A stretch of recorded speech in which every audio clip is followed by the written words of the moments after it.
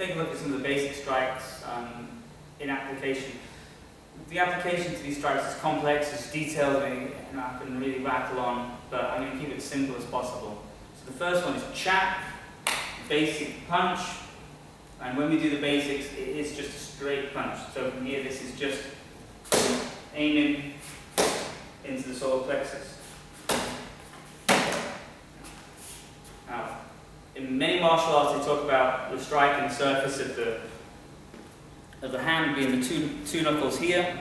I think that's fine if you want to try and do that, but to be honest, you'd have to have a person who's completely flat on every angle, but the human body is not. So I recommend just throw the whole of the fist in, make it strong, so all the bones are in line, but don't get yourself all wound up about trying to line these two knuckles up with the rest of the hand, because actually, if you put yourself in that position, it's fairly vulnerable.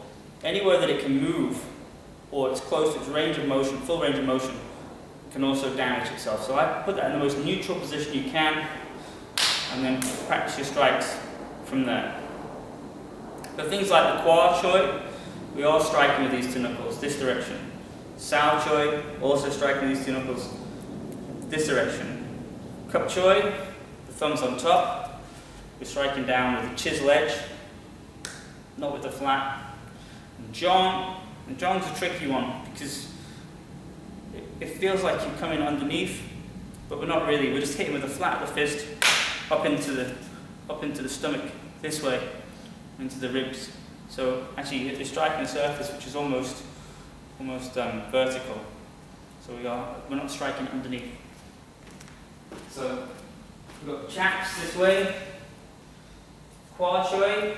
Obviously on the man it's a bit difficult. We just pull the arm down, and we can strike through the back of the fist this way. We're striking into the back knuckles here. Cup Choy. Cup Choy can come over this way, and you can also use a forearm to block.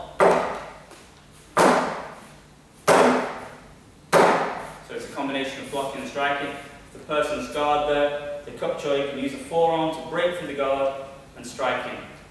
Striking surface of the Cup Choy is the bridge of the nose, the top of the eyebrow, the temple. So we're really attacking anywhere, or the cheek. Anywhere of the Cup Choy is going to do the damage. At a more advanced level, a closer range, you can just throw it in, a small motion. If you do that with the chisel edge, you will rip the flesh apart, causing a lot of blood in the eyes, striking the nose, and the sinuses all flare up. The person's becoming extremely disorientated. With the Quad Choy, as I showed you earlier, we can also come into the side here with the quads, striking with the two knuckles. I'll show you this way. You can see, so if the person's here, and I'm striking with the two knuckles towards the temple. Obviously, all these strikes are extremely dangerous. As I say on all these videos, this is not what I'm recommending that you do. This is just for your academic knowledge of Kung Fu and the history of how it works. If I said, if you point a gun at somebody and shoot, it's going to kill them, it doesn't mean that you go out and point a gun at someone and shoot them. These are just the facts of how the body mechanics works and how it was trained for years. So, two knuckles into the temple. Jong is a tuck and strike up. So I'm not trying to get underneath, because there's nothing to go underneath on. A lot of people think the Jong is to strike up under the chin, like I'm trying to get under here. This is not. We have a different way of striking to do that one. So Jong is just a drop down and a thrust underneath. See? So even on the wooden man, I can use that. This one's dodge, come underneath, and strike. That's the Jong. So the whole flat of the fist, solar plexus, bladder. You can even come and do the groin, the floating ribs, or the kidneys with the Jong. Obviously, Those are very dangerous areas too, very sensitive areas.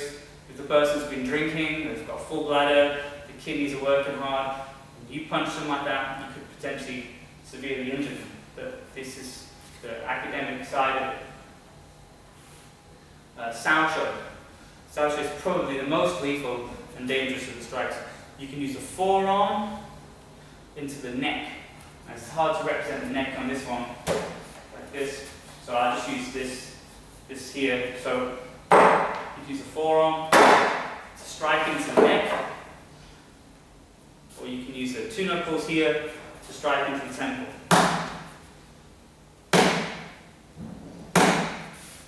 This way.